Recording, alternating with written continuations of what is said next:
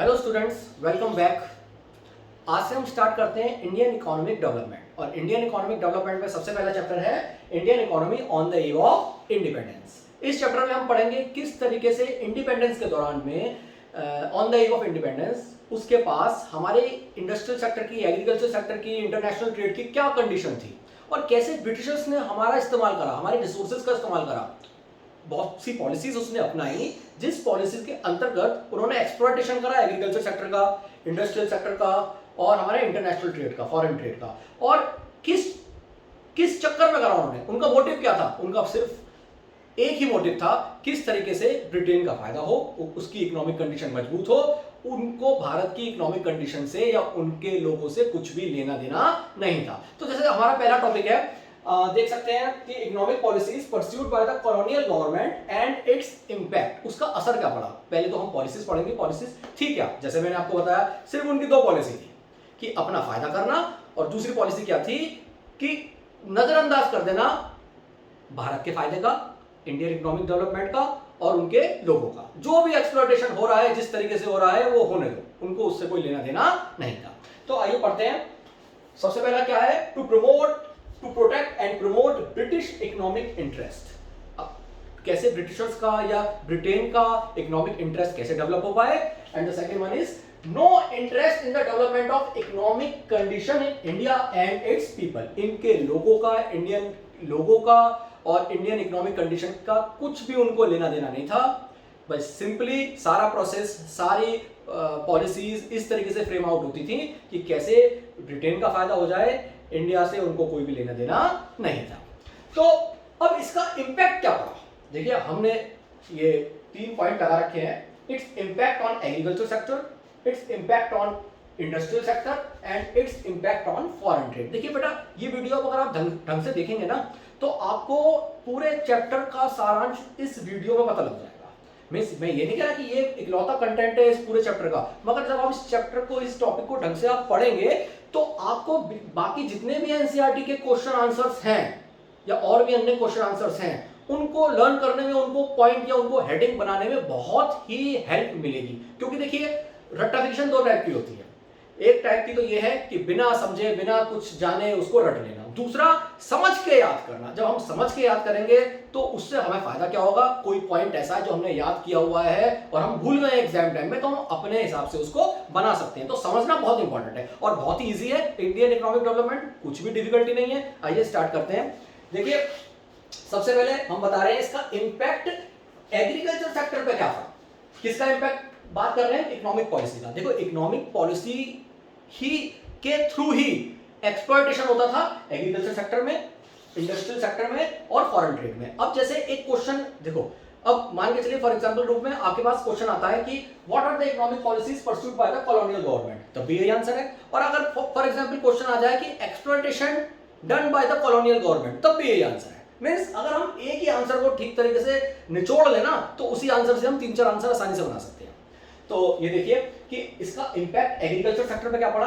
Agriculture sector was exploited under zamindari system. ये हम बात जानते हैं कि एग्रीकल्चर सेक्टर को तबाह ही करा उन्होंने किस पॉलिसी के अंतर्गत? जमींदारी सिस्टम। जमींदारी सिस्टम बेसिकली होता क्या था, कई बच्चों को कंफ्यूजन है, समझ लीजिए बहुत ही इजी है। जमींदारी सिस्टम कैसे होता था, देखिए बेटा कि जो भी गवर्नमेंट है उनको कल्टीवेटर से या टिलर से या लैंडलेस लेबर से, जो एक्चुअली में मेहनत करते थे जमीन पर, उससे कुछ भी लेना देना नहीं था। जो ऊपर, सिंपल सी बात है, अगर हम कहते हैं विधाता ऊपर बैठा हुआ है, उसको नीचे बंदों से कुछ भी लेना देना नहीं है, तो बंदों का रखवाली करेगा कौन? बहुत से राक्षस घूम रहे हैं। तो राक्षस का फॉर्म क्या थी यहां पर? यहां राक्षस की फॉर्म थी जमींदार लोग। क्या होता था कि गवर्नमेंट सिंपल जमींदार लोग से कहती थी कि आप हमें लैंड रेवेन्यू दे दें, मतलब किराया दे दें, फिक्स्ड किराया दे दें हमें, और आप चाहे कल्टीवेटर से कुछ भी लें, हमें उसका कुछ भी लेना देना नहीं है। मतलब आप जितना चाहे उनको निचोड़ दें, हमें उससे कुछ भी लेना देना नहीं है। देखिए तो क्या हुआ, जमींदारी लोग ने लैंड रेवेन्यू दिया किसको, मतलब पेमेंट ऑफ फिक्स सम दिया गवर्नमेंट को, और कल्टीवेटर से या टिलर से जो एक्चुअली मेहनत करते थे उनसे extract as money as they could. जितना मनी एक्सट्रैक्ट करना सकते थे, वो जितना भी कर सकते थे उतना वो कर लेते थे। तो इनके पास बचता क्या था? इनके पास सिर्फ इतना सा प्रोडक्ट बचता था जिससे वो अपनी जीविका चला ले, जिससे वो जिंदा रह सके, और कभी कभी तो उतना भी नहीं बचता था। तो ये कुल पूरा तरीके से एक्सप्लॉयटेशन किया गया एग्रीकल्चर सेक्टर को। और आप खुद सोच सकते हैं जो मेहनत करने वाले हैं उनको अगर जरा सा ही प्रोडक्ट मिलेगा, एक तो उनको मोटिवेशन नहीं मिलेगा, दूसरा डेवलपमेंट एग्रीकल्चर सेक्टर का कैसे हो पाएगा, हो ही नहीं पाएगा। आइए बात करते हैं इंडस्ट्रियल सेक्टर की। अब इंडस्ट्रियल सेक्टर कैसे एक्सप्लॉइट किया गया? Industrial sector was exploited under the policy of deindustrialisation. बेटा एक बात ध्यान रखना, इस चैप्टर में बहुत इंपॉर्टेंट पॉइंट है ये, डी इंडस्ट्रियलाइजेशन। अंग्रेजों ने, ब्रिटिशर्स ने बड़ा सिस्टमैटिक तरीके से डी इंडस्ट्रियलाइजेशन करा, बड़ा सिस्टमैटिक तरीके से, कि मतलब ऐसा उन्होंने पटरी घुमाई, ऐसी उन्होंने रूटीन घुमाई जिससे धीरे धीरे हमारे इंडस्ट्रीज जो भी थी, मैं आपको बता दूं आजादी हमारे ब्रिटिश रूल से पहले हमारे हैंडीक्राफ्ट इंडस्ट्रीज बहुत फेमस थे, बहुत ज्यादा फेमस थे। अब वो हैंडीक्राफ्ट इंडस्ट्री को तबाह करने का पूरा क्रेडिट किसको जाता है? ब्रिटिशर्स को जाता है। किस तरीके से उसी पॉलिसी को बेसिकली डी इंडस्ट्रियलाइजिंग बोला गया है। क्या उन्होंने कौन सी पॉलिसी अपनाई है?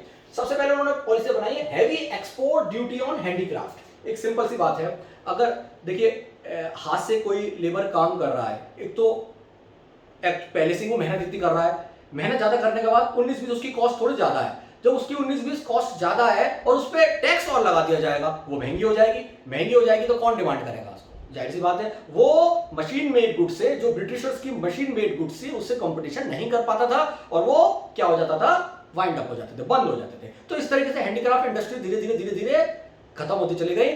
और उसका एक कारण था, ये भी था कि जो एक्सपोर्ट होता था हैंडीक्राफ्ट इंडस्ट्रीज के द्वारा, उस पर इतना ज्यादा टैक्स थोप दिया गया जिससे उसकी डिमांड लगभग खत्म ही हो गई। दूसरा, duty free import of British good. अब जब ब्रिटेन के गुड्स को यहां बढ़ावा देने के लिए वहां से जो इंपोर्ट कराते थे उस पर ड्यूटी फ्री कर दिया गया, उस पर कोई भी टैक्स नहीं लगाया गया। और यहां से जो हैंडीक्राफ्ट इंडस्ट्रीज को जब बाहर एक्सपोर्ट करते थे उस पर टैक्स लगा दिया गया। तो हुआ क्या? धीरे धीरे एक्सपोर्ट खत्म हो गया, इंपोर्ट बढ़ता चला गया, बढ़ता चला गया, बढ़ता चला गया। ब्रिटिश गुड यहाँ पे आते चले गए। जब ब्रिटिश गुड यहाँ पे आते चले गए, हम ये बात मैक्रोइकोनॉमिक्स में पढ़ चुके हैं कि जब यहाँ पे कोई गुड, मान के चलिए हमारे पास कोई भी अवेलेबिलिटी है, हमें कोई भी चीज खरीदनी है, तो हम वो चीज खरीदते हैं जो हमें सस्ती पड़ रही है। अब जब हमें सस्ती ब्रिटिश के गुड्स पड़ रहे हैं, सस्ते पड़ रहे हैं, तो धीरे धीरे हम लोग भी उनकी डिमांड करते चले गए और धीरे धीरे हैंडीक्राफ्ट इंडस्ट्रीज क्या होती चली गई? खत्म होते चली गई। हमारे डोमेस्टिक इंडस्ट्रीज धीरे धीरे खत्म होती चली गई। तो this was known as systematic deindustrialisation. इस तरीके से उन्होंने सिस्टम बनाया है कि वो अपने आप ही खत्म होती चली गई हमारे हैंडीक्राफ्ट इंडस्ट्रीज। बात करते हैं impact on foreign trade. Foreign trade was exploited under the discriminatory tariff policy. जैसे हम इसका थोड़ा सा अंश इसमें भी पढ़ चुके हैं कि भेदभाव वाली डिस्क्रिमिनेटरी टैरिफ पॉलिसी इन्होंने अपनाई। कैसे अपनाई? कि used Indian raw material to meet the requirement of industries in Britain. हमारे, जैसे अभी हमने शुरू में चैप्टर में पढ़ा था, हमारी जितनी भी रिसोर्सेज थी, खजान थी हमारे रिसोर्सेज की, उसको किस लिए इस्तेमाल किया गया? वहां ब्रिटेन में भेजा गया और ब्रिटेन में जितने भी ब्रिटिश गुड्स थे, वहां उन गुड्स को प्रोड्यूस करने में हमारा रॉ मटेरियल इस्तेमाल किया गया, जिससे वहां का इंडस्ट्रियल डेवलपमेंट होता गया और यहां का खत्म होता गया। दूसरा, used Indian markets to encourage British finished goods. हम ये बात जानते हैं कि ब्रिटिशर्स ने यहां पर कब्जा करने का सबसे बड़ा उनका कारण क्या था? क्योंकि पहले भी और आज भी हमारे यहाँ की इंडियन मार्केट बहुत बड़ी है। तो कोई भी चाहे बाहर का कोई भी प्रोड्यूसर हो, वो भारत में व्यापार करना चाहता है क्योंकि यहाँ मार्केट बहुत बड़ी है, पॉपुलेशन बहुत ज्यादा है, तो यहां पर उनकी डिमांड अच्छी खासी हो जाती है। तो इसका मतलब क्या हो गया कि हमारे इंडियन मार्केट्स को कैसे यूज किया गया? Indian markets use to encourage British goods. Britishers के गुड्स जो है यहाँ पर मंगवाए गए, ब्रिटेन से गुड्स यहाँ पे मंगवाए गए, और जैसे मैंने आपको बताया यहाँ पर हमारे गुड्स को टैक्स लगाते रह गए, धीरे धीरे टैक्स लगाते चले गए और वो कंपटीशन नहीं करते पाए। भाई आप सिंपल सी बात आप जान लीजिए कि अगर हैंडमेड गुड्स है और मशीन मेड गुड है तो वो कंपटीशन कैसे कर पाएगा? मशीन मेड गुड्स से कैसे कर पाएगा हैंडमेड गुड्स? क्योंकि उसकी कॉस्ट ज्यादा है और उसको कुछ भी ऐसी पॉलिसी नहीं अपनाई गई थी कि जिससे वो बची रह जाए। कौन सी? Handicraft industries. तो धीरे धीरे जितनी भी ब्रिटिश गुड्स, फिनिश गुड्स थी, वो धीरे धीरे यहाँ पे हावी होती चली गई और धीरे धीरे हमारा फॉरेन ट्रेड भी, इंटरनेशनल ट्रेड भी खत्म होता चला गया। सिर्फ रॉ मतलब Indian product, Indian raw material सिर्फ किस तरीके से इस्तेमाल किया गया कि किस तरीके से ब्रिटिशर्स का ब्रिटेन में वहां जाकर गुड्स बनाया जाए, सिंपली चीज है। तो these policies have totally exploited agriculture sector, industrial sector and foreign trade. एक सिंपल सा एक समरी के रूप में आप इस चैप्टर का, इस टॉपिक के थ्रू आप जान लीजिए। और जब हम नेक्स्ट वीडियो पढ़ेंगे आप देखेंगे कि अगर आप ये टॉपिक ठीक तरीके से समझ लेंगे तो जितनी भी हमारे इस चैप्टर से रिलेटेड और भी वीडियोस है आपको लगभग समझ में आ जाएंगे। बस जल्दी से नोट डाउन कर लीजिए। आज के लिए इतना ही है, या इसको स्क्रीनशॉट ले लीजिए, नेक्स्ट वीडियो को वेट कीजिएगा। Thank you.